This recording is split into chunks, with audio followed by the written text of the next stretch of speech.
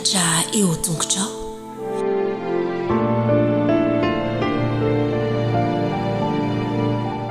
Ny fandaharana mianatra eo an-tongotry Jesosy dia fandaharana natokana hianarana teny soratra masina. Koa hahafaly miara-banao izay ankehitriny manaraka izao fandaharana izao dia manasa anao azy manaraka izany hatramin'ny farany.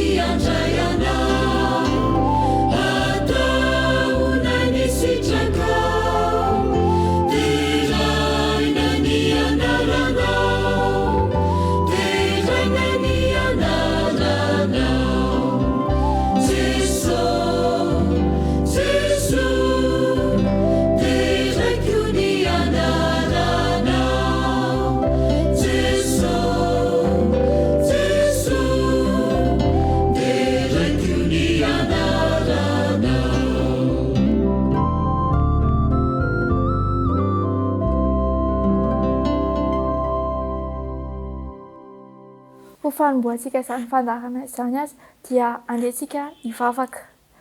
Raha ny tsara indrindra any an-danitra misaotra anao izay efa mbola afaka tonga eto mihaino sy izany fandaharana izany.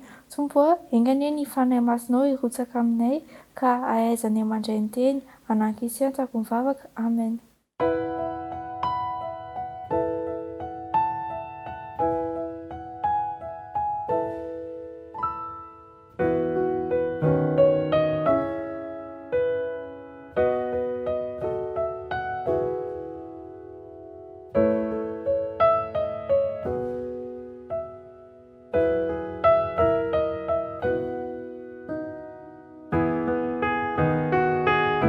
eto amin'ny mandaniary Liban eto Iraka no misy ankehitriny. Efa tany amin'ny 5,000 taona tany ho any no nisian'izy ity raratantara. Izany hoe efa tamin'ny andron'ny Asirianina, ny Babilonianina, ny Grika sy ny Romanina nodimbiasan'ny Ottoman ary ankehitriny moa dia ny faritra Kurde. Raha ity manta ity manokana dia misy ifandraisany amin'ny tantara ara-baiboly. Saingy ny amin'ireo fanjakana izay nifandimby, ireo ady zavatra rehetra izay nitranga teto.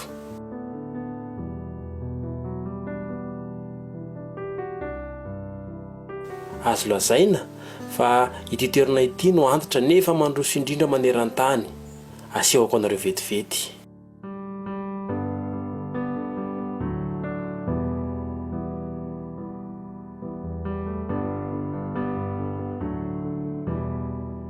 Ato amin'ity manda ity dia ho tsaroantsika vetivety ireo zava-nitranga ara-tantara ao amin'ny Baiboly. Ny Asirianina, ny Babilonianina ary ny Persianina dia nipetraka bebe kokoa tany Iran, kanefa dia nanana ity tany ity koa izy ireo. Nodimbiasa ny Grika izy ireo, avy eo ny Romanina ary tsy adinontsika ny Kurde. Ny Kurde eto amin'ity toerana ity dia taranaka avy amin'ireo Medianina tamin'ny fanjakana Medianina sy Persianina. Tsara mahafantatra fa ireo mpaminany rehetra ao amin'ny testameta taloha dia nilaza mikasika ity toerana ity rehefa niteny hoe niena ny herin'ny Israely. Tsy nanaraka intsony fampiaran'ny Tompo izy ireo. Nambaran'ny mpaminany ihany koa ny mikasika ireo fifandonana amin'ny Babilôna sy Asiria. Avy eo moa tonga teo amin'ny tantaran'i Daniela tamin'ny Babilôna. Avy eo ny fanjakana Medianina sy Persianina. Teto daholo izany tantara rehetra izany no nitranga. Teto amin'ity faritra anankiray amin'izao tontolo izao ity, raha mikaroka ny hevitra ireo faminaniana ireo ianao, dia loha hevitra telo lehibe no hitanao avy amin'izany. Voalohany dia ny hoe mila manaraka ny torolalina avy amin'Andriamanitra ny vahoaka.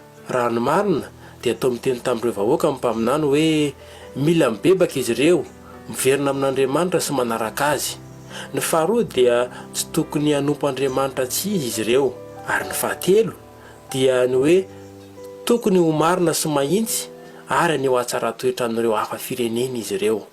Ny lafiny sosialy dia tena zava-dehibe amin'Andriamanitra sy ireo mpaminany tokoa. Tokony raisitsika po ihany koa izany fampitandremana izany. Mila manitry tena sy mibebaka isika. Mila manaitra izay Andriamanitra izy rehetra mety mbola topoitsika isika ary mila mihevitra ny hafa, malala-tanana ary marina mba hanehoantsika amin'izao tontolo izao fa tena mpianatra ny Tompo marina isika. Iaraka amiko ve ianao anatanteraka izany tetikasa izany? Andeha aneo izany mahampianatra ny Tompo antsika izany isika? Dieny aneo.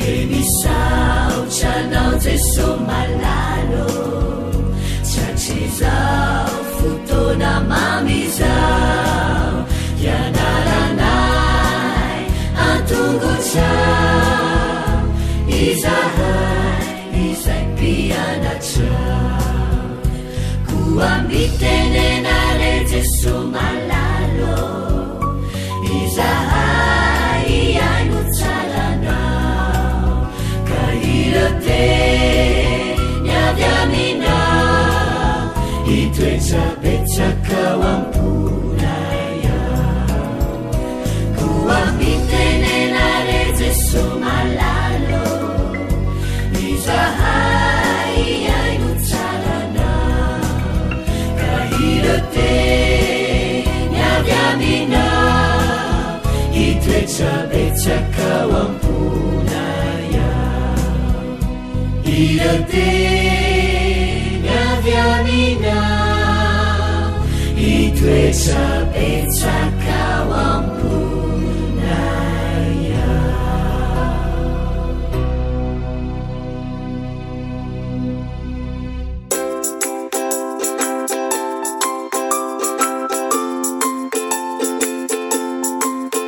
Manahoana daholo ny zazaboto namako fa miarahaba ny zaza amin'ony ihany koa ary isika mpanaraka ny fandaharana rehetra.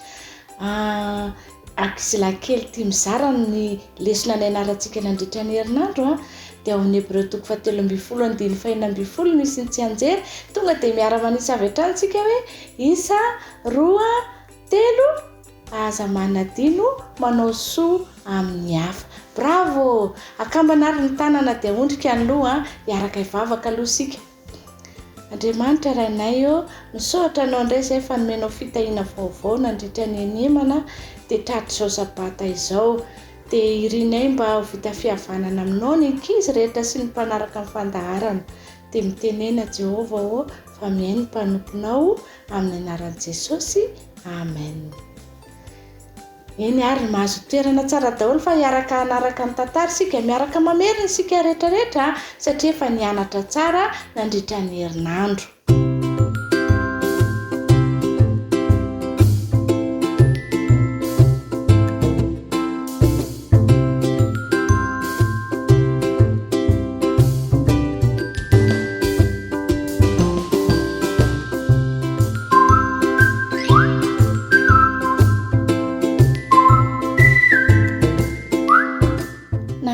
Piratra teny amin'ny rano taratra masoandro raha randeha namakivaky ny lalana teo amin'ny farihy ilay ankizy kely iray. Tsy irery izy marobe ny olana keny an-tampon-kavoana ivory mba hijereny Jesosy.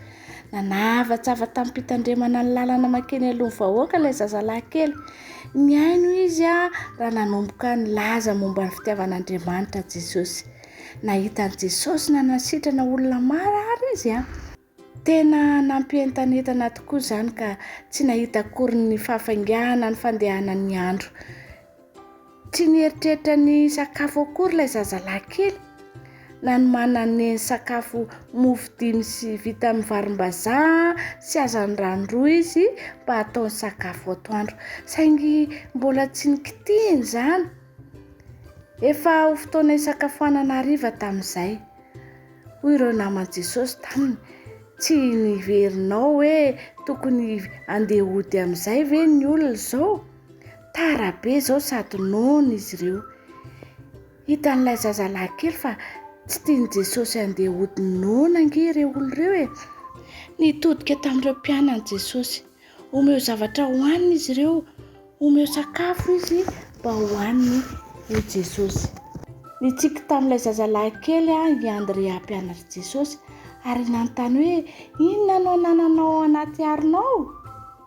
Mofo kely vita amin'ny varim-bazaha sy hazan-drano kely anankiroa tsy dia betsaka izany fa ataoko omena an'i Jesosy. Azoko omena azy. Avy eo dia ren'ilay zazalahy kely Jesosy nanontany ny mpianany. Ohatran'ny aiza ny haben'ny sakafo anananareo? Misy ankizilahy kely manana sakafo atoandro fohy nozarainy. Mofo kely vita amin'ny varim-bazaha anankidimy dia hazan-drano kely anankiroa. Dia hoy Jesosy tamin'ny mpianatra, "Atsaivo mipetraka ny olona."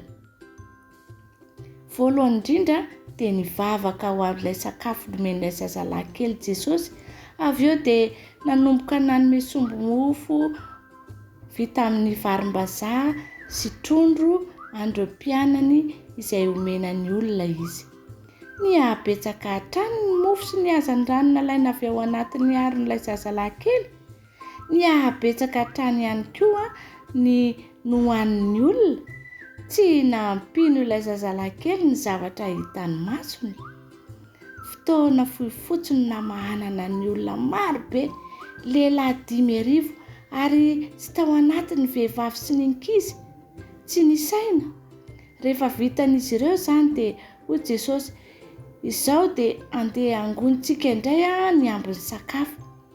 Nojeren'ilay zazalahy kely ny mpianatra nanangona an'ilay sakafo ka sobika 12 be izao no feno ny ambin-tsakafo. Hono araka izy, inona reny mba azonareo zaraina ho an'ny hafa n'io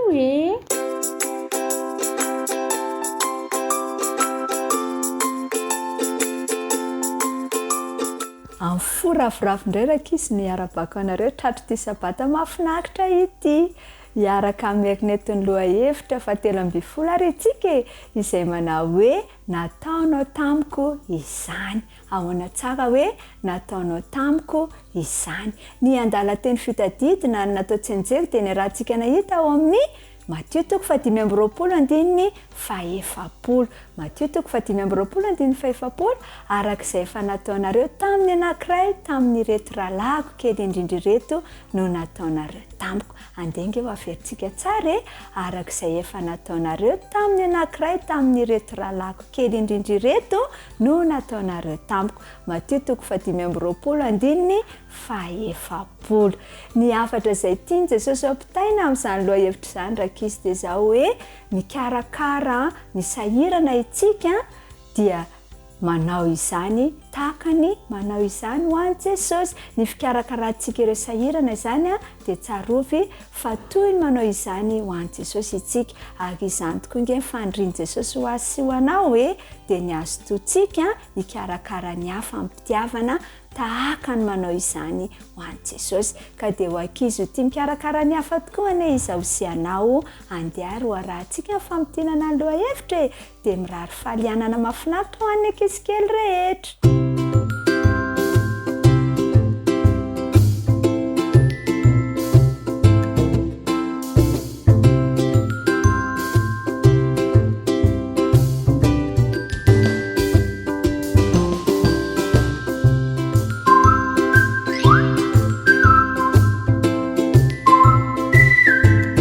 Tosikidada evoaka tao amin'ny garazy ny milina fanapahana bozaka ary nampiakariny tao aoriana tao amin'ilay fitondrana entan'ny fiara.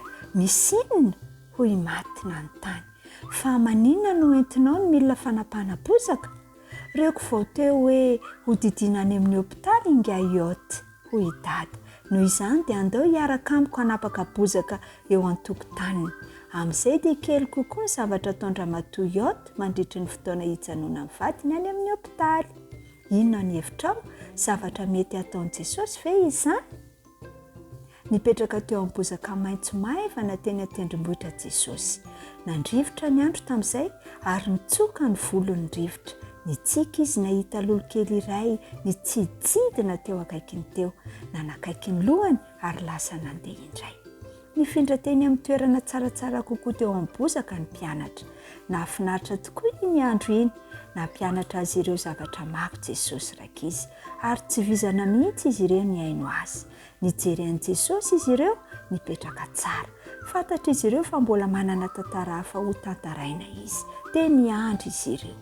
Nifoka rivotra tsara Jesosy ny zavatra sarobidy tokoa tiany holazaina. Tiany holazaina amin'ny fomba mety tsara izany mba ho tadidin'ny mpianatra mandrakizay. Rehefa ho avy toy ny mpanjaka miaraka amin'ny anjely ny zanak'ondry hoy Jesosy nanomboka ny teniny dia hipetraka amin'ny seza fiandrianana izy ary hijoro eo anatrehany ny olona rehetra maneran-tany. Rehefa izany dia ho sarahiny roa izy ireo toy ny fanasarahan'ny mpiandry ondry ny osiny amin'ny ondriny. Nanatokatoka ny lohany ireo mpianatra. Fantatra izy ireo tsara ny fomba fanasarahan'ny mpiandry ondry ny biby fiompiny. Efa imbetsaka izy ireo no nahita izany. Napetraka ny mpanjaka eo ankavanany ny olo-marina hoy Jesosy nanao ny teniny. Ny ondry ny olo-marina, eo ankaviany kosa no asian'ny olona tsy marina dia ny osy izany. Ary rehefa afaka izany dia hitodika ny mpanjaka ary hitsika amin'ireo amin'ny ankavanany ary ilaza aminy hoe naona aho dia nomenareo hanina, nangetaheta aho dia nomenareo rano mangatsiaka, nasainareo ao an-tranonareo aho nefa tsy fantatrareo, nomenareo akanjo aho rehefa nila izany. Rehefa narary aho dia nokarakarainareo, namangy tany amponja ianareo. Ary ankehitriny dia te hisaotra anareo aho ary hanome anareo ny fanjakana izay efa nomanina ho anareo hatramin'ny namoronana ny tany. Niatokely Jesosy mba hahazahoany antoka fa ny hainy tsara ny tsirairay. Rehefa avy eo dia notohizany indray ny teniny. Nanakaiky azy tamin'ny pahalianana ny olona, ny hainy daholo izy ireo. Rehefa izany dia notohizany teniny. Ho gaga tokoa ireo olo-marina hijery ny mpanjaka ary anontany hoe oviana ianao no hitanay nona na nangetaheta? Oviana ianao no nasainay tany an-tokantranonay? Oviana izay no nanomeny akanjonay ho anao na namangy anao tany amponja? Dia hoy Jesosy, ary nahamaly azy ireo ny mpanjaka ka nanao hoe tamin'ny fotoana rehetra nanaovanareo izany zavatra rehetra izany tamin'ireo olona tsy misy mpijery indrindra no nanaovanareo izany tamiko. Ry rahalahy sy anabavy, nataonareo tamiko izany. hijery ireo olona eo ankaviany amin'ny alahelo kosa ny mpanjaka hoy Jesosy nanao ny teniny rakizy. Tsy nanome hanina ianareo fony aonaony hoy izy. Tsy nomenareo na inona hosotroinao raha nangetaheta. Tsy mba nasainareo tany atokantranonareo aho, nanovanginareo fony ao narary sy tany amponja. Ary dia hiteny mafy ireo olona eo ankavian'ny mpanjaka na hoe oviana ianao mba hitanay noana na nangetaheta na narary na tany amponja ka tsy nampianay. Hamaly azy ireo ny mpanjaka hoe tamin'ny nandavanareo ny anampy ny rahalahyko sy ny anabaviko dia nandany anampy ahy ianareo. Nijanona tsy niteny intsony rakizy Jesosy. Niriny loatra ny ahazoany mpianatra ny zavatra nolazainy. Tiany ny anaran'izy ireo mifankatia toy ny tiavany tsirairay tamin'izy ireo. Tia ny hianatra izany koa isika.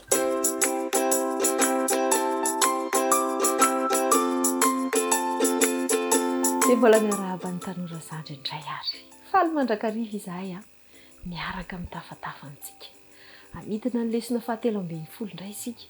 Lesona 7:12 izay mitondra ny lohateny hoe tatidy.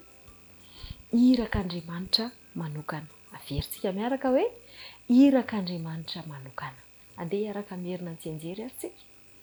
Tsy manao na inona tokoa Jehovah Tompo raha tsy milaza ny heviny amin'ny mpaminany mpanompony. Amosa 7:7. Nampianatra antsika zava-dehibe iny lohahevitra 7:12 iny. Nampianatra antsika izy iny fa nanome fanomezam-pahasoavana manokana mikasika ny faminaniana ho an'ny fiangodina ankehitriny Andriamanitra. Ary tsy ho amin'izao ihany fa efa hatramin'izay dia efa nanome ny fanomezam-pahasoavana ny faminaniana Andriamanitra mba ampahafantarany antsika ny zavatra ho avy, ny zavatra iseho. Alaivo sary an-tsaina anie hoe ianao mahafantatra fa hisy zavatra hitranga ampiti-doza amin'ny tanàna anankiray izay misy ianao. Fantatrao koa nefa fa raha ohatra ka manaraka fitsipika kely fotsiny na manaraka an'izay fepetra omena fotsiny ilay olona eo amin'ny tanàna dia herendoza izy. Inona ireny ataonao hoe ampitainao ve ny hafatra mba hahatonga an'izy ireo voavonjy sa ho afeninao fa ianao rery no andeha? Ohatran'izany ity resaka fanomezam-pahasoavan'ny faminaniana ity. Araka ny voalazan'ny tsy anjerintsika dia tsy manao na inona amin'ny zavatra mahakasika ny fiainan'ny olombelona manontolo Andriamanitra raha tsy efa miresaka amin'ny mpanompony, raha tsy efa manambara ny fikasany mialoha amin'ny zanany izy. Dia nomeny ny fanomezam-pahasoavan'ny faminaniana, ny fanahy masina no mitarika an'izy ireny, mampahafantatra an'izy ireny ny zavatra izay iseho amin'ny ho avy. Anisan'izay niresahana tao amin'ny kilasy anankiray izay nianarantsika nandritry ny herinandro, ny mahakasika ny mpaminany anankiray izay antsoina hoe Ellen White. I Ellen dia tovovavy tsotra, tsy nahita fianarana. Efa nisy lehilahy anankiray izay efa nomen'Andriamanitra ny faminaniana mahakasika ny zavatra ho avy, mandra-pahatonga ny fahataperan'izao tontolo izao, nefa natahotra izy dia tsy sahy nandefa, tsy sahy nanambaran'izany. Dia nambaran'Andriamanitra fa rehefa tsy ilaza izy dia olona malemy noho ny malemy no omeny ny hafatra indray, dia i Hélène zany. Nahoana moa i Hélène no lazaina fa marefo sy malemy amin'izay malemy? Vao 17 taona monja izy. Ary nanana aretina izy izay takaitra nahazo azy mandra-pahafatiny mihitsy. Mbola tanora dia tanora, mbola kely izy dia efa nisy nitoraka, hany ka nitondra fahalemena ho azy nandritry ny androm-piainany izany. Ary tsy navita fianarana mihitsy ary izy fa mbola taona ambany indrindra tany amin'ny ambaratonga voalohany no afaka nianarany. Raha maha olombelona antsika dia tsy olona havita hanatanteraka ny hafatra izany, kanefa dia nampiasain'Andriamanitra izy. Nianarantsika nandritry ny herinandro, hitantsika tao fa nanana resaka nampitaina mahakasika ny faminaniana no avy ity mpaminan'Andriamanitra ity. nampahafantarina antsika tao ihany koa ny hahafantarana hoe ny tena mpaminany marina sy ny tena mpaminany sandoka. Tadidintsika ve le izy? Ny hahafantarana ny mpaminany marina dia voalohany indrindra dia maninona? Teny ao amin'ny baiboly no ambarany, tsy mivoana amin'ny baiboly izy. Faharoa, dia tanteraka ny zavatra ambarany. Ary fahatelo, dia miaina araka ny zavatra ambarany izy, fa tsy hoe hafa no lazainy vavany dia hafa ny fomba fiainany, fa dia miteny araka izay zavatra ambarany, miasa araka izay zavatra ambarany izy. Ary ny fahaefatra farany dia ahoana? Mino an' Jesosy izy fa zanak'Andriamanitra Jesosy, maty izy tonga teto an-tany, tonga olombelona, maty hanavitra antsika ary velona indray niakatra tany an-danitra mba manao asa famonjena antsika. Ireo efatra ireo no manambara fa tena mpaminany, tena izy avy amin'Andriamanitra ny olona anankiray. Dia tafiditra tao anatin'izany ity resaka ity. Ny zava-dehibe dia izao: nomen'Andriamanitra antsika izany fanomezam-pahasoavana izany mba hanomana antsika, indrindraindrindra ny amin'ny loza izay hiatra amin'ity tany ity. Efa rendriky ny fahotana izao tontolo izao, betsaka ny zavatsarotra sy ny zavatra manimba izay mipoitra eto amin'ity izao tontolo izao ity, ary indrindraindrindra ny faharavana izay ho avy atsy-hoatsy ary ny fiavian'i Jesosy Kristy.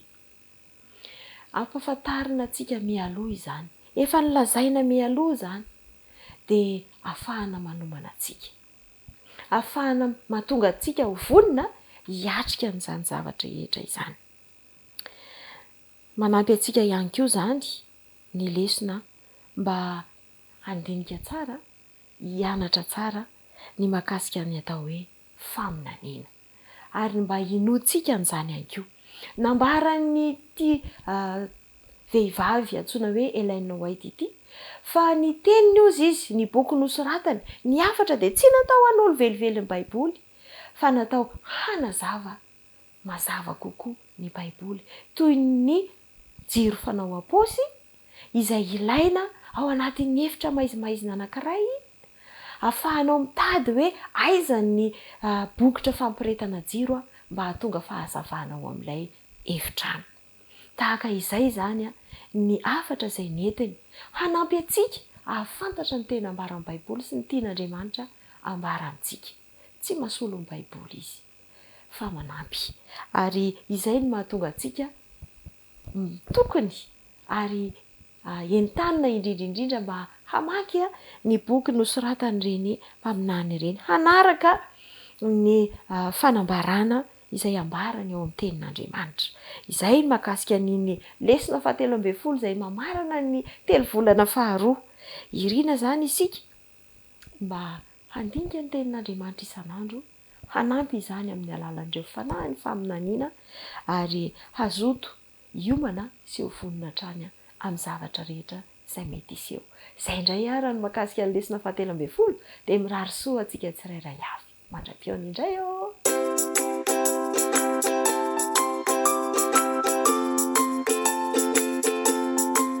Faly miaraba ny tanora mantoanto rehetra indray natratra izao fotoana izao, miaraba antsika rehetra ihany koa natratra izao fotoana farany amin'ity 3 volana ity izay ianarantsika, amerenantsika ny lesona 17 izay nianarantsika. Ny lohateny dia hoe ny fahombiazana araka ny fijerin'Andriamanitra. Ny fahombiazana araka ny fijerin'Andriamanitra. Ny tsenjery dia ao amin'ny bolana 720, ny 520 sy ny 420.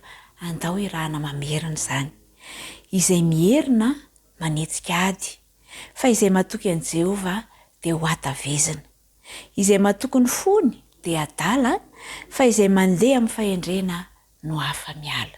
Mahafinaritra ilay tsenjerintsika. Misy hoe mierina ao, izay mierina ao izy dia manetsika ady, fa izay matoky an'i Jehovah dia atao iny ho atavezina, ary izay matoky ny fony dia adala, fa izay mandeha amin'ny fahendrena izay ihany no hafa miala. Inona tokoa moa no atao hoe fahombiazana ary? Ny hitantsika dia hoe ny fahombiazana araka ny fijerin'Andriamanitra, fa misy ihany koa izany ny fahombiazana tsy araka ny fijerin'Andriamanitra fa araka ny fijerin'ny olona. Rehefa ny fahombiazana araka ny fijerin'ny olona ndresana dia ny hoe manan-karena, manana fahefana toy izany a ny fijerin'ny olona ny atao hoe fahombiazana, fa amin'Andriamanitra kosa dia tsy mba toy izany a ny fijerin'ny atao hoe fahombiazana. Ny eo mason'Andriamanitra ny tena fahombiazana dia ny fanahafana an' Jesosy a izay mitombo hatrany sy ny fitarina ny hafa ho amin'ny fifandraisana mahavonjy a amin'i Jesosy. Izany no atao hoe fahombiazana araka ny fijerin'Andriamanitra azy. Tsy tian'Andriamanitra raha mahomby amin'ny fomba fijerin'izao tontolo izao ny atao hoe fahombiazana isika, kanefany a tsy vonona hitsena azy a rehefa ho avy tsy ho ela eny amin'ny raholanitra izy. Ny tena fahombiazana dia ny fiaraha-miasa mba hamonjena ny hafa. Rehefa manome fitahiana be dia be ho antsika Andriamanitra dia afaka manampy ny hafa isika amin'izay nomena antsika rehetra. Tao anatin'ny lesona dia nahita tantarana lehilahy anankiray tsika Idavy ny anarany a, izay nisy fivotosana teo amin'ny sandriny dia nanam-pinoana natanjaka mihitsy a ity namana ity, fa nivavaka tamin'Andriamanitra izy mba ho ny sitrapon'Andriamanitra no ho tanteraka amin'ny fiainany a, fa tsy nangataka izy ny mba ho sitraniny. Nandeha ny fotoana dia nisorona ilay zavatra nivoto teo aminy ary dia toa sitrana ny fahitana azy.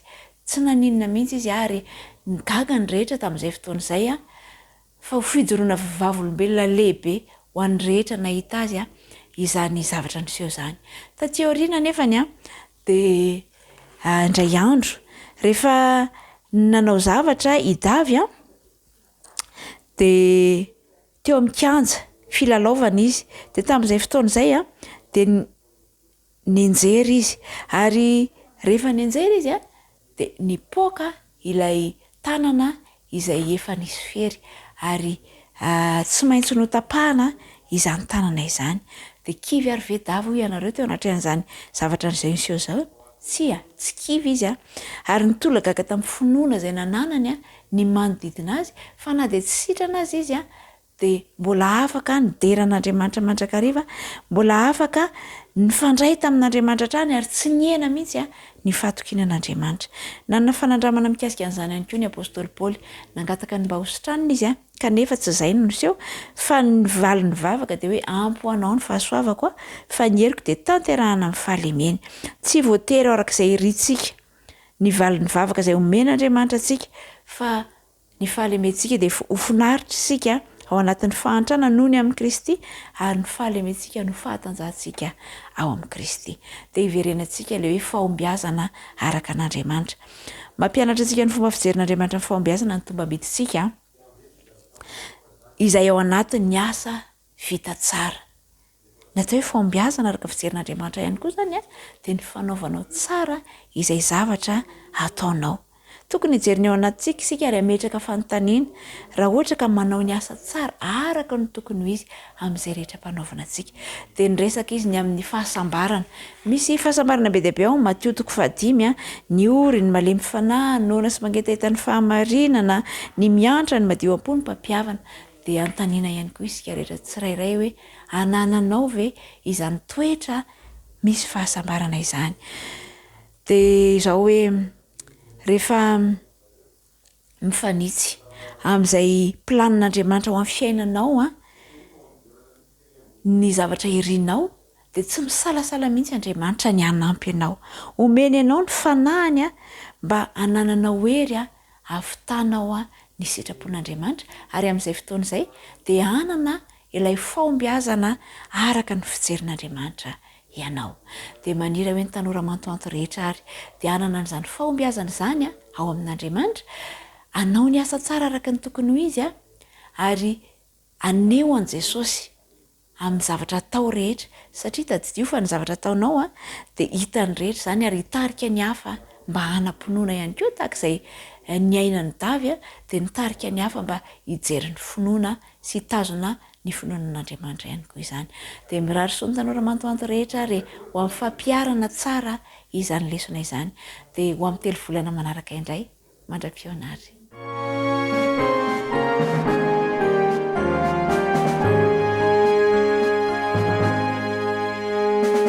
We have this hope that burns within our hearts, hope in the coming of the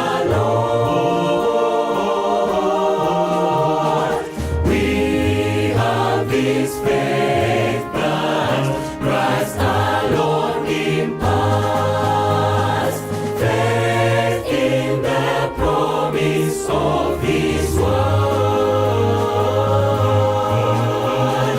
We believe the time is here when the nations far and near shall awake and shout and sing, Hallelujah, Christ is King.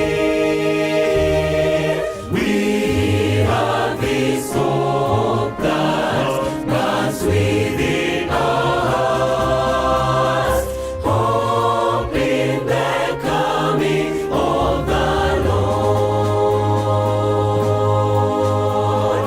We are united in Jesus Christ alone. We are united in His love, love for the waiting people of the world, people who need a Savior's love. Soon the heavens will open wide, Christ will come to claim His bride. All the universe will sing, Hallelujah, Christ is King. We have this hope, this faith and God's great love. We are united in Christ.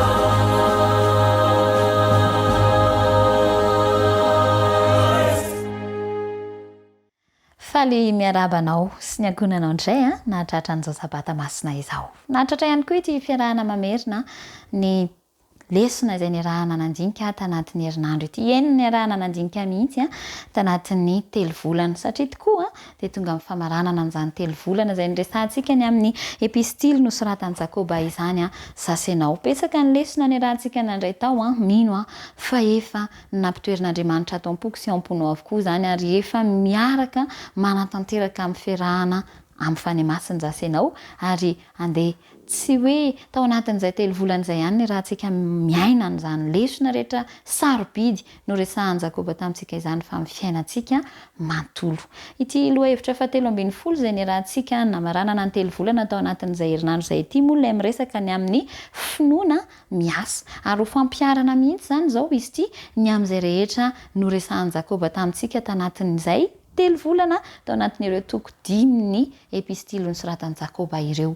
Finoana miasa ny toko sy andininy moa izay hoe niorenan'ity fiarah-mianatra tanatin'ny lesona fahatelo ambin'ny folo ity dia nijaona toko 5:10 andininy voalohany ka hatramin'ny 7:10 toko izay tô indro fa efa haintsika kanefa nisy lesona manokana nampitain'izany tamintsika tanatin'ny herinandro tokony hamafisina ary tokony iainantsika amin'izay manomboka eto. Tao anatin'ny nijaona toko 5:10 andininy voalohany ka hatramin'ny 7:10 iny no nangalana andininy ankiray nataon'ny tsiray avy tamintsika mba ho atao tsy anjery andao ary averiny androany ho averina zay rehetra ny safidiana tanatin'ny telo volana fa ankehitriny izay ny safidiana ho amin'ity lesona fa 7:10 ity aloha no andeha atao ka andao samy anao ny azy zay eny ary finoana miasa.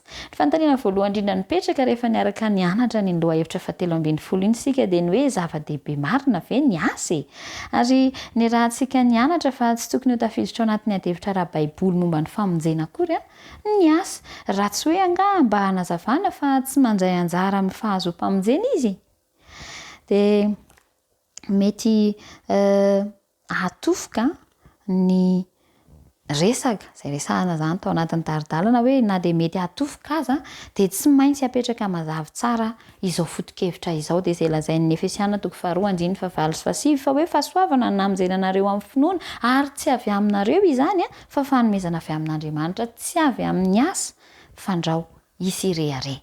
Mety mahatofoka izany hoe ny taridalana kanefa dia tsy maintsy apetraka mazava tsara ka araka izany ary araka izay ny rahantsika nianatra dia tsy ny mitondra famonjera izany no anjara asa tanany asa ary tsy misy olona mahatanteraka famonjena na mividy an'izany na manampy ahazona an'izany amin'ny alalan'ny asa fa efa haintsika fa Kristy sy ny fanorantenany no azahoantsika ny famonjena. Dia inona ary izany ny ilana ny asa raha arak'izay ny rahantsika nianatra dia hitantsika tao fa hoe miseho azy amin'ny alalan'ny asa kay ny tena finoana marina. Efa ny anarantsika tany aloha izany. Ny asa-pinoana ihany koa dia mitondra ny mpino amin'ny fiainana be dehibe ary maneho an'i Jesosy amin'izao tontolo izao ny asa-pinoana. Dia ireo ny rahantsika nijery tanatin'ny herinandro fa miseho azy amin'ny alalan'ny asa ny finoana ary mitarika an'izay mino an'i Kristy mihitsy mba hanompo azy noho izany fitokisany amin'i Kristy amin'ny finoany azy izany, noho ny fitiavany an'i Kristy ka raha zavatra manan-danja goavana toy ny filazantsara tokoa ve moa no inoana arak'izay ndresantsika tanatin'ny lesona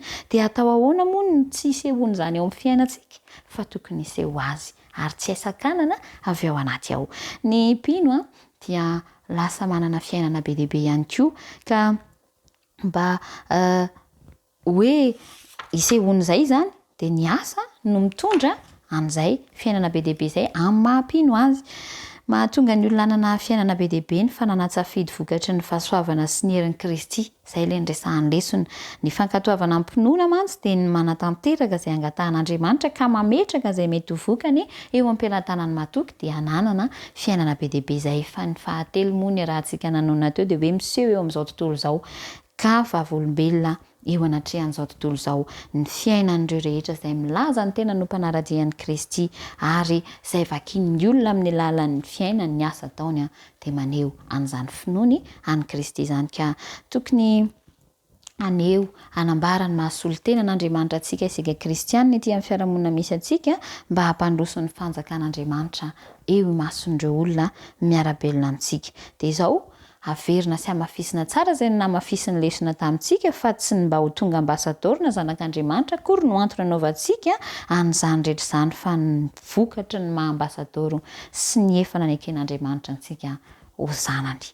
Ka Andriamanitra no afaka manampy asa ianao.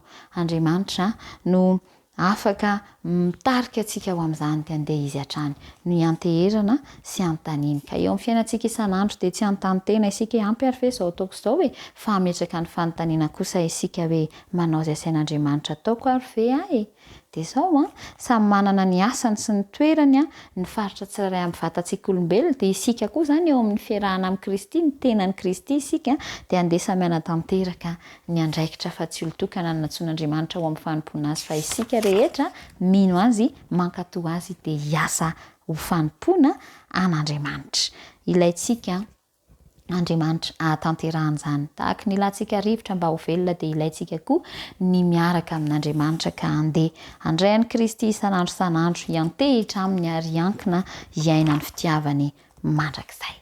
Farany amaranana an'ity telo volana ity dia haintsika tsara ny tenin'i Kristy fa raha misaraka aminy isika dia manao tsy mahay manao na inona andeha hitoetra amin'i Kristy dia izy kosa ho amintsika ary andeha omena an'Andriamanitra ny makasika antsika manontolo mba ho feheziny ary ny sitrapony no tonga sitrapontsika ihany koa. Andeha omena an'Andriamanitra ny tenantsika manontolo dia mba handray ny zavatra rehetra avy aminy isika, handray ny fitahiana amin'ny fahafenoana mba hitoetra ao am-po sy ho tanjantsika mba hahafahantsika koa manome an'izany ho an'ny hafa araka ny fanirian'Andriamanitra. Fa fiainana feno fiadanana mantsy ny fiainana ao amin'i Kristy dia andeha izany ny tsy ho adinoana naoviana ny fitiavana an'Andriamanitra, ny fankantahaka an'i Kristy, ny fiankinana amin'ny tanteraka dia izay no ampiovantsika ho tahaka azy ka andeha izany no hiainana isan'andro. Kristy any anjaka ao am-ponao sy anto am-poko ary zasainao any anaiky ny fiasan'ny fanahy masina novantsika hifandray amin'Andriamanitra amin'ny fotoana rehetra,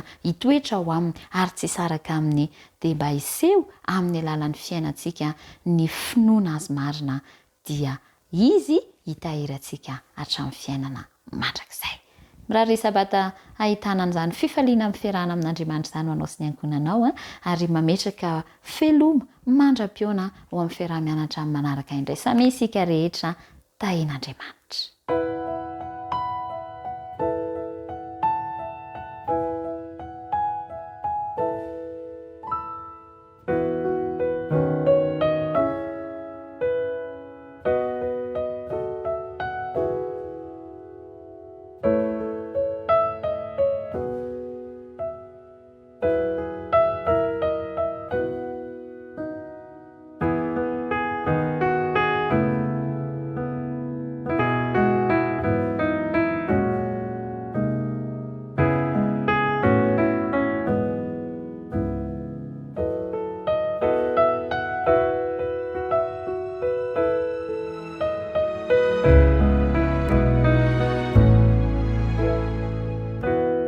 ampifaliana ry ava-malala isany no afahana mifankahita tava aminao eto amin'ity fandaharana izay iarahantsika ity.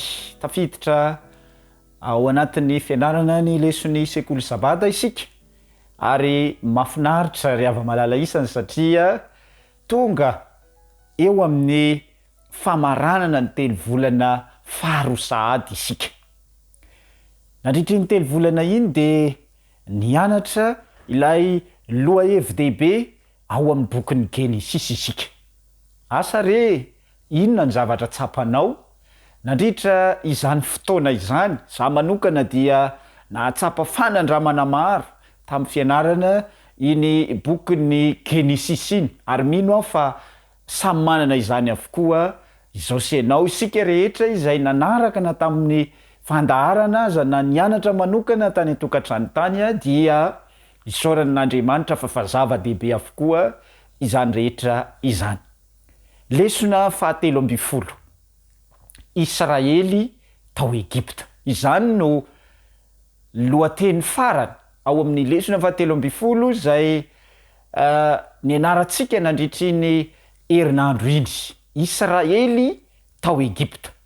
Ny tsy anjerintsika dia hita ao amin'ny Genesisy 7:7 dia ny andininy 7:20. Genesisy 7:7 dia ny andininy 7:20. Izao ny vaky ny teny amin'ny anaran'i Jesosy.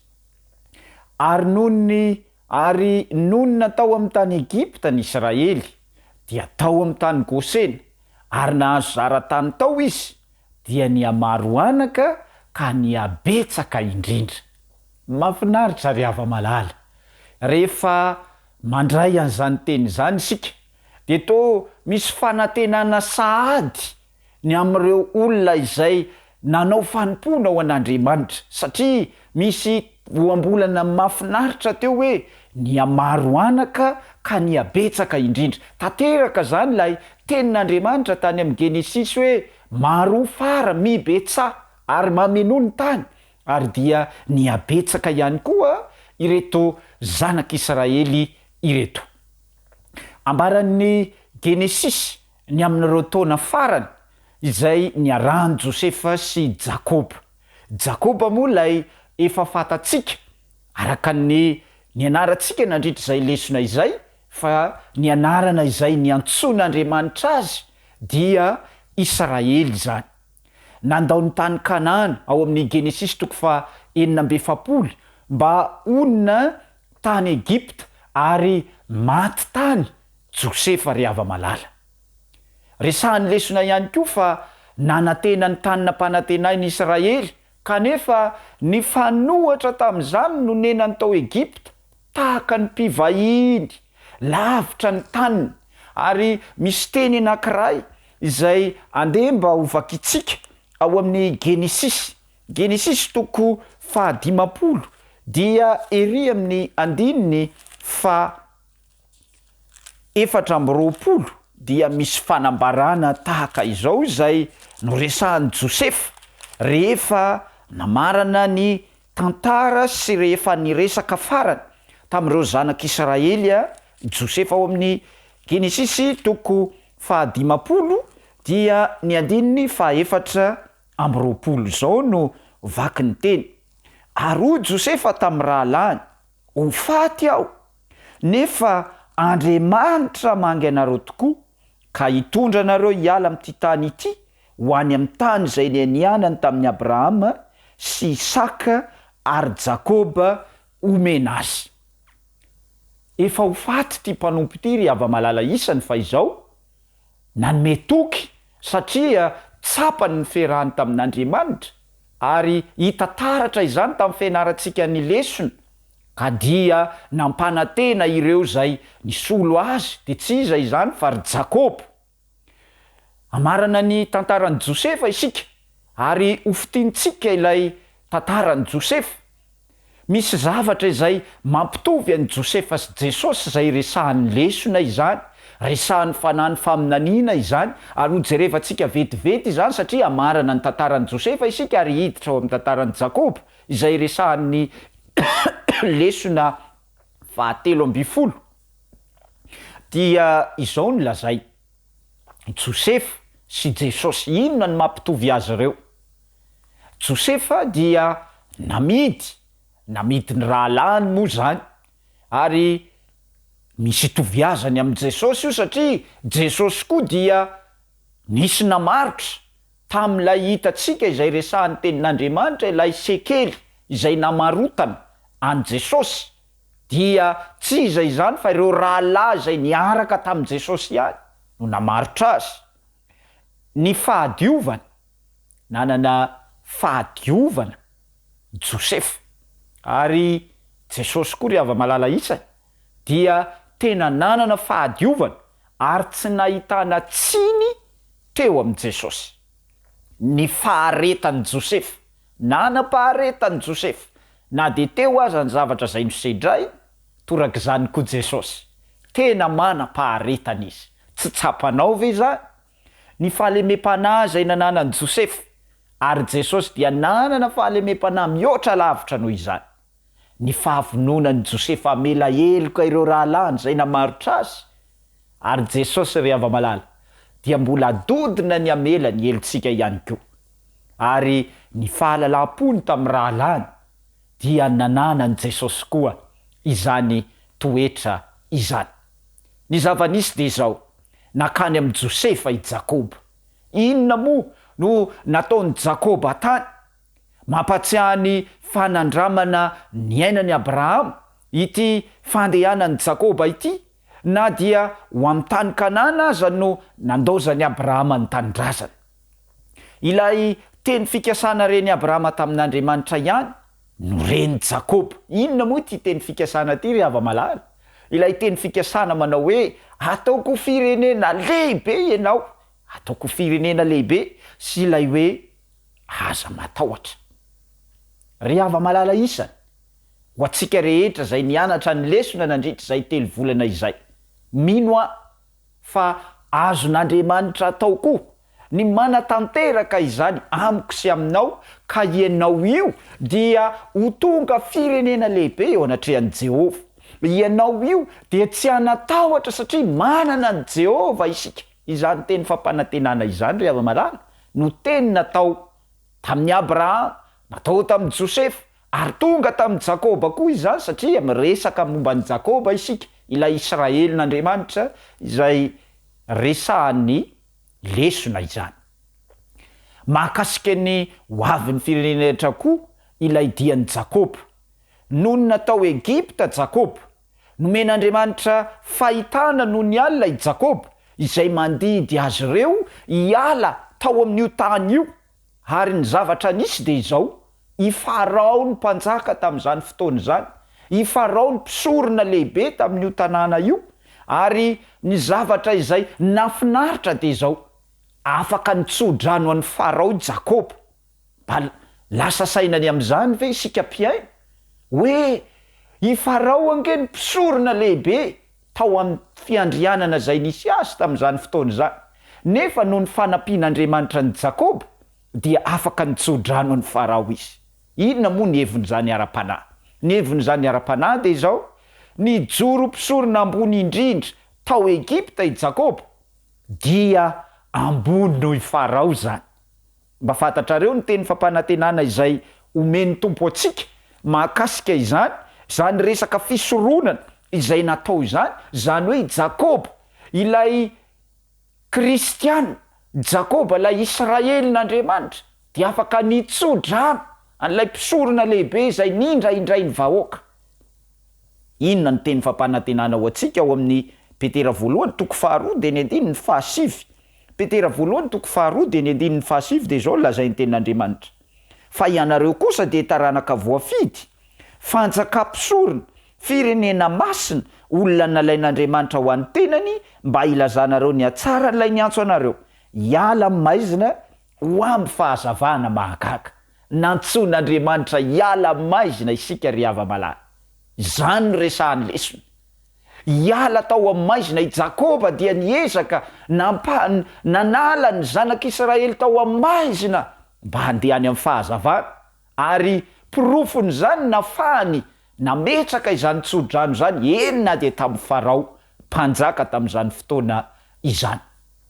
Ao amin'ny fizarana talata sy alarobia dia miresaka n'ilay tsodrano izay nataon'i Josepha tamin'ireo zanak'Israely ary napitany tany amin'ny Jakoba izany. Ny fanontaniana mipetraka dia hoe inona ny hevitra ara-panahy mahakasika ireo tsodrano nataon'i Jakoba ny amin'ny zanany ireo. Mba fantatsika nilaza mantsy Andriamanitra fa amin'ny alalan'ny fianakaviany no hitahina ny firenena rehetra ambonin'ny tany. Roviana re ary tiako ry hava-malala, raha mba amin'ny alalan'ny fianakaviako, ny fianakavianao ho antsika izay manaraka ity leson'ny sekoly sabata fandaharana ity, mba nohony amintsika no hitahian'Andriamanitra ny firenena rehetra. Mipetraka ny fanontaniana, mba lasa fitahiana eo amin'ny fiarahamonina ve isika? Mba lasa fitahiana eo amin'ny fiangonana ve isika? Raha nianatra ny lesona, engane mba ho tanteraka amin'izany isika. Ankoatr'izay dia ilay faminaniana hitranga tsy ho ela eo amin'ny tantaran'ny fokony Israely. Inona ilay faminaniana? Nahita ny Mesia sy ny fanantenana faratapon'ny famonjena i Jakoba, izay fiteny manokana manambara ny fehevian'ilay Mesia mpanjaka izany. Nahoana moa isika zany raha atao amin'ny endrika fanontaniana no tokony hanome voninahitra an' Jesosy denizao mialohany hanaovany firenena rehetra izany? Ry hava-malala, ny firenena rehetra dia hanome voninahitra an' Jesosy fa isika izay nantsoina, isika izay efa mahafantatra dia tena mba manome voninahitra an' Jesosy bebe kokoa ve isika? Sa sao ambakaina ireo hafa izay atao hoe tsy kristianina? Ry hava-malala isany, zava-dehibe ity fanomezam-boninahitra an' Jesosy ity. Amarana ny lesona isika. Misy zavatra 3 lehibe izay tiako amaranana ity lesona 7 ity, ary miresahan'ny lesona izany ary tiako tadidina ho tsara satria mifantoka ao anatin'izany ilay famitinana ny lesona rehetra. Inona ireo lohahevi-dehibe mitondra fanantenana hita amin'ny famaranana ny bokin'ny Genesis? Inona avy izy ireo? Ny voalohany ry hava-malala dia izao: fanantenana fa iverina any amin'ny tanina mpanantenaina ny Israely. Zava-dehibe zany ry hava-malala, tena zava-dehibe, satria afaka manantena ny Israely fa mbola isy izany tanina mpanantenaina izany ary efa nisy tokoa. Izao senao koa no Israely amin'izao fotoana izao. Afaka manantena isika fa isy zany fanjakan'Andriamanitra izany, tena isy zany. Ilay tanina mpanantenaina antsika dia ilay Jerosalema vaovao izany ry hava-malala. Ny faharoa dia ny fanantenana fa avadika Andriamanitra ho soa ny ratsy rehetra. Tsy matsiaro ve ianao ry hava-malala fa tafiditra ao anatin'ny maizina ary faharatsiana no hita miakatra avokoa ny zavatra rehetra amin'izao? Raha tsy ilazako aminao hoe na ny viditsolika aza dia efa andalam-piakarana amin'izao fotoana izao. Fa izao ho an'ny kristianina kosa dia manana fanantenana fa avadika Andriamanitra ho soa izany, ary misy tsara lavitra ho manin'Andriamanitra ho antsika. Ny 7 farany dia ny fanantenana fa hamonjy ny taranak'olombelona lavo Andriamanitra. Mafinaritra ry hava-malala fa na dia efa lavo aza isika, na dia efa tao anatin'ny fiainana izay tsy maneho ny sitrapon'Andriamanitra intsony aza, dia mbola vonina amonjy antsika Andriamanitra, mbola vonina ny amonjy antsika taranak'olombelona izay efa lavo Andriamanitra. Izany no teny fampanantenana izay resahan'ny lesona ny anarantsika nandritra izay 3 volana izay. Koa amarana tanteraka ny teny koa amin'ity maraina ity. Ry hava-malala isany, antsoin'Andriamanitra isika mba anana ireo fanantenana izay voalaza ireo. Iverin'Andriamanitra amin'ireo teny izay nampanantenainy antsika, ary manana fanantenana isika fa avadika Andriamanitra ho soa ireo faharatsiana izay nisy rehetrarehetra. Ary ny 8 dia izao: fanantenana fahamonjy ny taranak'olombelona lavo Andriamanitra azo raisina mitenina izy ary omeny itsika maimaim-poana izany rehefa miverina eo aminy isika. Ny zava-dehibe de zao tsy maintsy ho tanteraka ilay fampanantenana fa tena isy tokoa io Jerosalema vaovao io, tena isy tokoa izany fiainana miaraka amin'Andriamanitra izany ary tsy anganongano akory fa zava-misy ary izany no iantson'Andriamanitra atsika andray izany fampanantenana izany mba hamelombelona ny fotsika, hamelombelona ny fiainantsika ary tsy vita ny hamelombelona fotsiny ihany fa andraisantsika hery lehibe hoentina manatanteraka ny fiainantsika manontolo.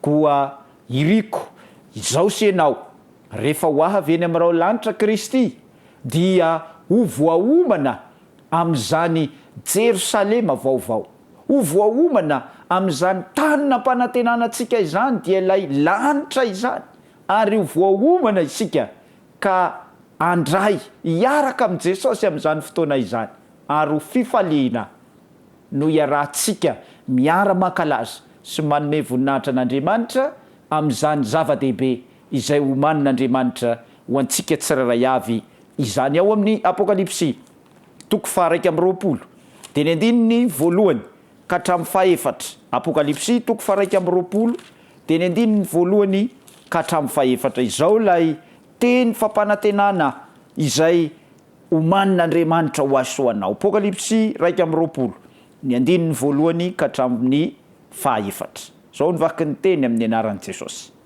Ary nahita lanitra vaovao sy tany vaovao aho, fa efa lasa ny lanitra voalohany sy ny tany voalohany ary ny ranomasina dia tsy nisy intsony. Ary nahita aho fa indro ny tanàna masina dia Jerosalema vaovao nidina avy any an-danitra tamin'Andriamanitra, voaomana tahaka ny ampakarina efa miaingo iaona amin'ny vadiny. Ary naharefeo mahery avy teo amin'ny seza fiandrianana ao nanao hoe, indro ny tabernakelin'Andriamanitra dia eo amin'ny olona ary izy hitoetra eo aminy ary ireo olona ary Andriamanitra no hitoetra eo aminy dia ho Andriamanina ary ho fafany ny ranomaso rehetra amin'ny masony ary tsisy fahafatesana intsony sady tsy hisy alahelo intsony na fitarainana na fanaintainana fa efa lasa ny zavatra taloha. Zany ry hava-malala no teny fampanantenana. Mbola mety mieritreritra angamba ianao fa ao anatin'ny fahasairanana sy ny sisa Andriamanitra efa hanova izany ho lasa fiainana tsara rehefa tonga ny amin'ny mandrakizay isika ary izany no firariana ho amintsika tsiraray avy andray izany teny izany, iaina izany teny izany ary ampiasa izany ho lasa zava-misy eo amin'ny fiainako sy ny fiainanao. Andriamanitra ne anampy ny mpiaino rehetra, ny mpanaraka rehetra ity fandaharana ity ka samy ahita fifaliana isika eo ampiarahana amin'izany. Hitantsika ne Andriamanitra. Amen. Zao isika dia iroso eo amin'ny fotoana manokana dia ny fanatitra ny sekoly sabata izany. Koa asaiko ianao mba hiomana ary anatanteraka izany.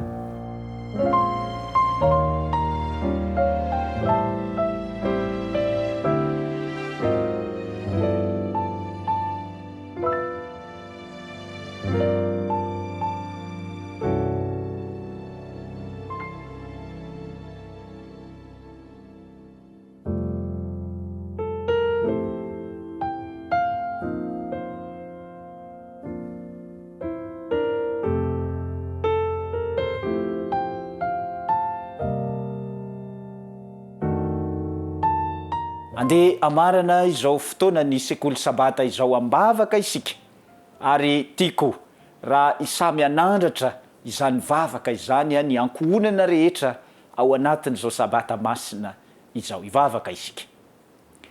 Andriamanitra ray tsara indrindra zay ny an-danitro, isaoranay ianao, nanomezanao anay ny lesona nandritra iny 3 volana iny, nianatra tamin'ny bokin'ny Genesis izahay ary betsaka ireo lesona izay azonay tamin'izany azavelanao andeha ho azy fotsiny izy ireny tompo fa mba isy fiatraikany eo amin'ny fiainany zanakao tsiraray avy anie izany. Androany izay dia nomenao ireo fampanantenana telo ireo engane mba ho tanteraka eo amin'ny fiainanay izany ary mino koa izay tompo fa na dia ao anatin'ny andro mahory aza izahay amin'izao fotoana izao dia hainao ny mamadika izany ho lasa fiainana mandeha araka ny sitraponao. Ray malalo tehirizo mba atoky ianao hatramin'ny farany izahay ary mba homendrika anay ilay lanitra vaovao sy tany vaovao izay nampanatenainao ho anay tsiraray avy. Ny vavaka tompo dia tononona sy asandratra amin'ny anaranao Jesosy Kristy. Amen.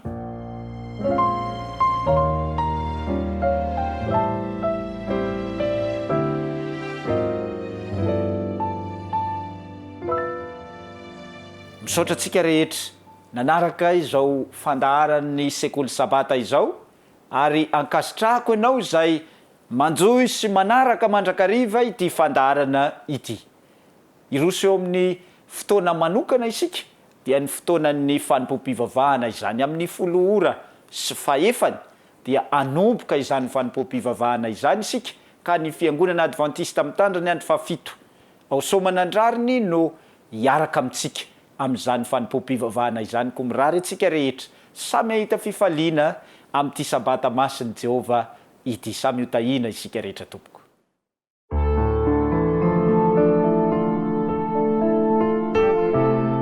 Mianatra eo tongotrao.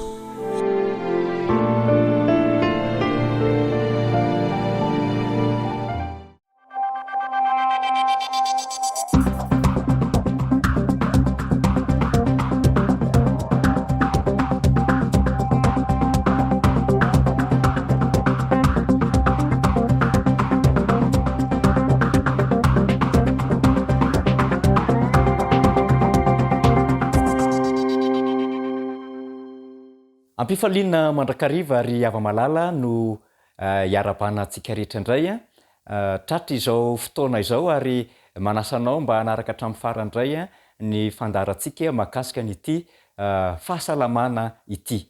Tamin'ny teo aloha sika dia niresaka momba ny rivotra, nresantsika amin'izany ny tokony foana rivotra madio dia nresantsika tamin'ny farany koa ny tsy tokony ampidirana rivotra tsy madio na rivotra maloto makaty amin'ny vatantenantsika. Anisan'ny resantsika tamin'izay ny setro-tsigara.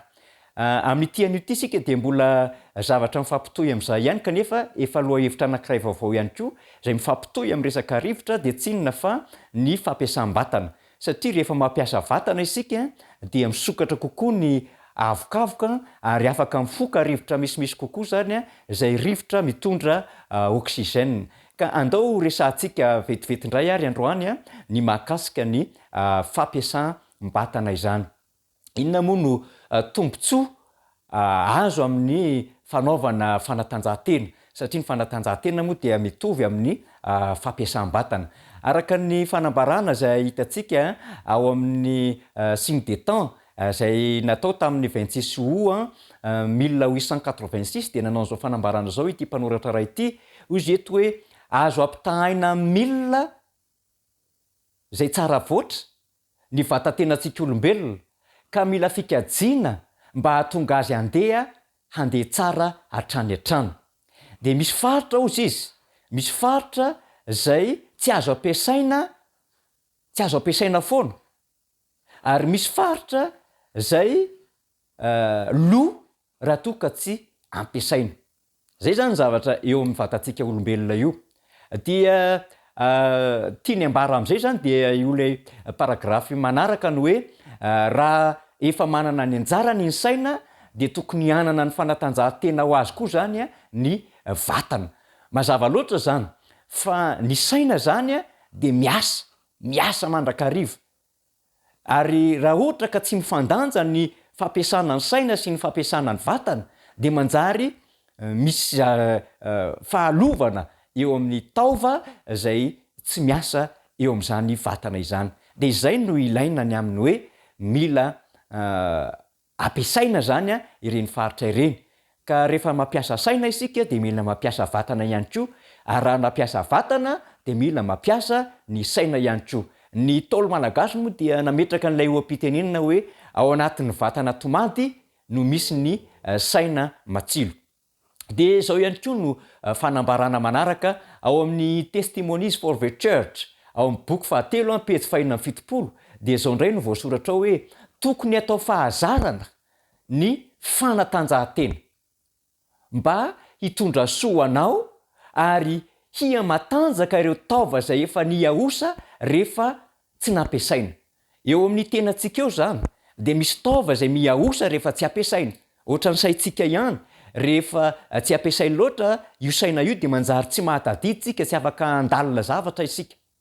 De mitovy amin'izay koa ireo taova hafa eo amin'ny vatantenan'olombelona, raha ohatra ka tsy ampiasaina zany izy ireny de manjary miaosatra any hatrany. Fa rehefa manao fanatanjahantena kosa isika, mampiasa vatana isika, dia manjary matanjaka indray ireny faritra na taova zay nety miaosa teo amin'ny tenantsika olombelona ireny. Zava-dehibe loatra zany zay. Ary izay no mahatonga ny hoe rehefa manao fanatanjahantena ianao de ohatrany misy manaintaina zany, iny faritra manaintaina iny de milaza fa ho velona hiasa indray lay taova eo amin'ny tenantsika olombelona. De tsara zany no mariantsika hoe aiza ny toerana anaovana ny fampiasam-batana na ny fanatanjahantena ary raha oviana ny fotoana tsara anaovana azy. Dia ny taridalana moa zany de mazava fa ny tena tsara indrindra zany ny idealy zany de ny voamaraina, satria amin'ny voamaraina de mbola madio ny rivotra ary tena ilaitsika ny oxygène araka ny fanambarantsika teo amin'ireo fandaharana teo aloha. Amin'ny voamaraina zany mbola tsy de maloto loatra ny rivotra zay foana, ka amin'iny zany de manao fampiasam-batana isika ary tsy ao anatina trano fa kosa eny ankalamanjana, sady mifoka rivotra madio zany ianao no misy fahamiramiranana ny saina. Ka raha mbola azo atao zany de ilaina ny manaraka an'izay hoe idealy zay, voamaraina satria madio ny rivotra ary eny ankalamanjana. Ary ny fotoana anatanterahana azy ihany koa dia mbola misy taridalana omen'ny mpanoratra eto ao amin'ny testimonies for the church ihany ny boky 2 ka ny pejy 310 de zao ny voalaza eto hoe hanampy ny asa fandevonan-kanina ny fanatanjahantena, tombontsoa lehibe ny mandeha tongotra rehefa avy misakafo, atraka tsara ny loha, atao mahitsy ny soroka ary manao fampiasam-batana maivamaivana.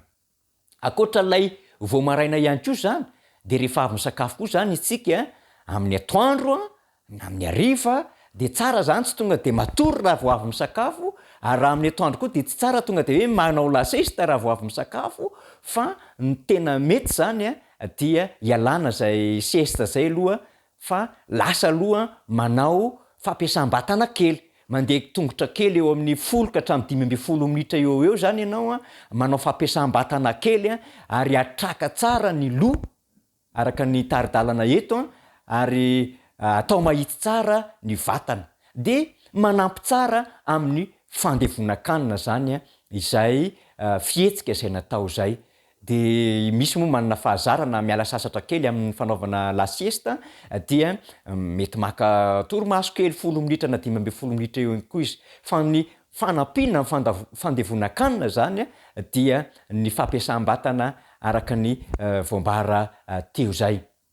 Ka amaranantsika zany ny ty fampiasam-batana ty de misy torohevitra zay omen'ny mpanoratra ihany ao amin'ny testimonies for the church ny pejy 7 ny boky 7 ary ny pejy 770 de zao no ambarany ao hoe ny fanatanjahantena tsara indrindra izy de reto: tsy misy fanatanjahantena mahasolo ny dian-tongotra, tena manatsara ny fikorinan'ny ra izany amin'ny fotoana rehetra zay azo anatanterahana izany, dia ny dian-tongotra no fanafody tsara indrindra ho amin'ny vatana marary, satria miasa daholo ny taovany ao amin'ny vatana rehetra rehefa mandeha tongotra.